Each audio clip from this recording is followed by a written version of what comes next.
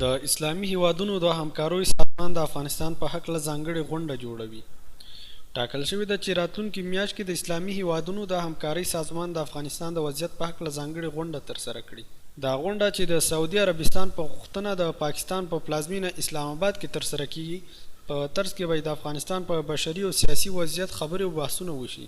د سعودي عربستان حکومت هیله څرګنده کړې چې دا فوق‌العاده ناسته به وکولی شي چې په افغانستان کې د بهرنیو له لاسوهنې پرته د ملي یووالي، ځمکنۍ بشپړتیا، ملي حاکمیت او پر کلیدي مسایلو د ګډ دریځ نیولو لپاره مهمې پریکړې وکړي.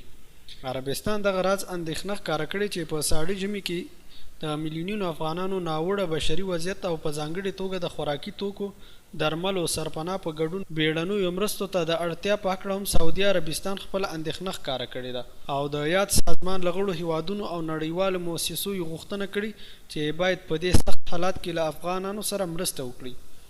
د پاکستان د بهرنیو چارو وزیر شاه محمود قریشي هم سعودي عربستان له دغې پریکړې هرکلی کړی ده او ویلي دي چې اسلام آباد چمتو دی د دې ناستې کوربتوب وکړي.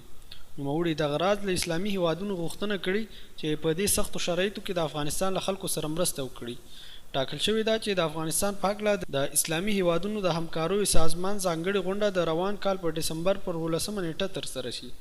د اسلامي هیوادونو د همکاریو سازمان چې 50 هیوادونه لري، افغانستان هم دغه سازمان د بنسټګرو هیوادونو جملې څخه یو دی چې وخت نا وخته د اسلامي نړۍ له هیوادونو سره په مسایلو غونډې او په نړیواله کچه دریځونه اعلانوي.